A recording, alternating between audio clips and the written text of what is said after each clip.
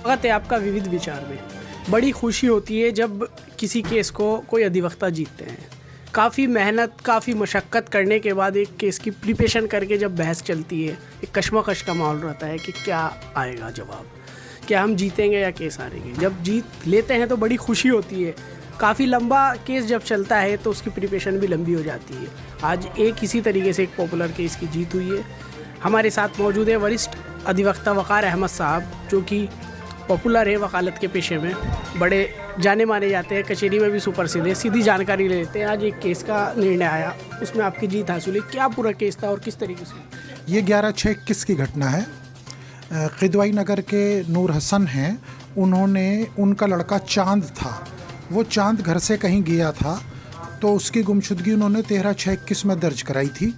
13/6/21 में गुमशुदगी दर्ज होने के बाद उन्हें दो गवाहान गुलजार और शेर अली ने ये बताया 24/6/21 में कि हमने तुम्हारे लड़के चांद को मुलजिम वाजिद उर्फ खन्ना और मुल्ला आसिफ, ये दोनों सूजड़ू के रहने वाले हैं, इनके साथ सूजड़ू के जंगल की तरफ को जाते हुए देखा था।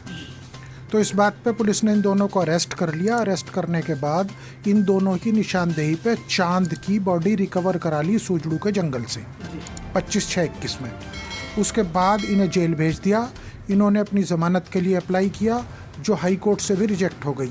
उसके बाद हाई कोर्ट से एक डायरेक्शन आ गई थी इस मुकदमे में कि ये मुकदमा डे टू डे चलेगा। तब से ये मुकदमा डे टू डे चला आ रहा था। आज ये ADJ 9 की अदालत से तय हुआ है। इसमें दोनों मुलजिम बरी हुए हैं। इसमें अभियोजन ने अपनी तरफ से 10 गवाह पेश किए थे। उन 10 गवाहों को डिसबिलीव किया अदालत ने। इसमें ख़ास बात ये थी कि इसमें जो है पूरी बॉडी रिकवर नहीं हुई थी, बल्कि स्कल्टन रिकवर हुआ था। और स्कल्टन को जो है विधि विज्ञान प्रयोगशाला भेजा गया था DNA मैच के लिए। उसके जो चांद डिसीज पर्सन था सो कॉल्ड, उसके मदर फादर का ब्लड सैंपल लिया गया था और DNA के लिए भेजा गया था। तो डिप्टी डायरेक्टर विधि विज्ञान प्रयोगशाला भी इसमें आए थे और एग्जामिन हुए थे, वो भी डॉक्टर राजेंद्र सिंह, और उनसे भी मैंने जिरह की थी। तो वो कोई संतुष्टिपूर्वक जवाब नहीं दे सके। मिलान नहीं हो सका इस ब्लड सैंपल का, यानी DNA मिलान नहीं कर रहा था। तो ये भी सस्पेक्टेड था कि वो बॉडी चांद की है या नहीं। अच्छा, जैसे कोई भी केस होता है, आप उसमें जिरह करते हैं, उसे लड़ने जाते हैं, उसके लिए बहुत सारे साक्ष्य और उस तक डीप क्लीन जाना पड़ता है। उसमें काफ़ी मेहनत लगती है, मशक्क़त लगती है। पूछा जाए तो बहुत लंबा इसका जवाब हो जाएगा। अगर शॉर्ट फॉर्म में बताना चाहें तो उसमें किस तरीके की आप मेहनत करते हैं, कहाँ से साक्ष्य जुटाते हैं, क्या कहना चाहिए? देखिए, जब किसी भी मुकदमे की फ़ाइल तैयार की जाती है तो उसमें सबसे पहले ये देखा जाता है कि हमारे ख़िलाफ़ एक्चुअली एविडेंस क्या क्या है, और फिर उस एविडेंस में लेकुना क्या है। तो जो लेकुना जब पकड़ में आ जाता है तो आप ये समझ लीजिए कि फिर वो फाइल लड़ने के लिए तैयार और छूटने के लिए तैयार हो जाती है। कशमकश भी रहती होगी कि जीतेंगे? बिल्कुल, जब तक जजमेंट ना आ जाए तब तक बहरहाल एक मेंटल प्रेशर, एक साइकोलॉजी अप डाउन के क्या होगा, ये तो सब रहता ही है। फाइलें पढ़ने में देर रात भी हो जाती है? बिल्कुल होती है। रात के 10-11 तो डेली बजते हैं। आजकल युवा अधिवक्ता जो लो करके आ रहे हैं, वो छात्र छात्राएं, एक मन में रहता है वकीलत का कैसा पेशा है उनके लिए, क्योंकि आप सीनियर हैं, क्या मैसेज देना चाहेंगे? वकालत बहुत अच्छा पेशा है अगर आप मेहनत करते हैं तो। अगर आप मेहनत से भागते हैं तो फिर इससे ख़राब पेशा आपके लिए नहीं हो सकता।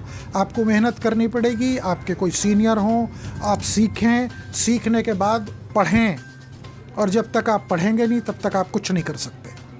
तो मेरी सारे अपने युवा साथियों से अपील है कि वो पढ़ें, फाइलों को अच्छे से तैयार करें, उसके बाद ही कोर्ट में जाएं।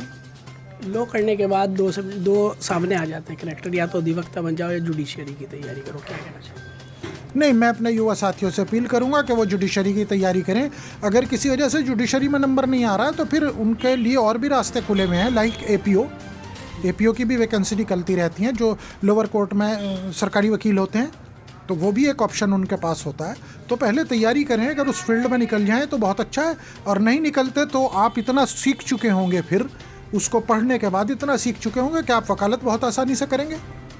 डिग्री करने के बाद कितने समय की प्रैक्टिस कम से कम रखनी चाहिए नॉर्मल को अपनी बढ़िया मजबूत अधिवक्ता बनने? देखिए, ये तो अपने अपने मेंटल पिकअप की बात है कि कौन कितनी जल्दी क्या पिक करता है।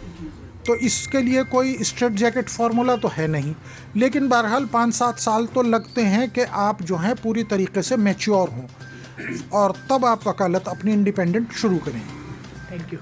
जैसा कि बताया, वरिष्ठ अधिवक्ता वक़ार अहमद साहब हमारे साथ मौजूद थे। इन्होंने साहब बताया केस लड़ने की पूरी जानकारी भी दी कि किस तरीके से साक्ष्य जुटाए जाते हैं और जीतने के बाद किस तरह खुशी होती है। साथ ही सबसे बड़ी बात, जो आजकल के युवा लोग करके आ रहे हैं उनके लिए भी एक ख़ास जानकारी, ख़ास इन्फॉर्मेशन दी है जो सभी जानना चाहते हैं, जिन्हें ये जानकारी यूट्यूब वगैरह से नहीं मिलेगी। सीधे आप इस तरह की वीडियो देखकर जान सकते हैं। आगे भी इस तरह की जानकारी आपको लगातार दिखाते रहेंगे।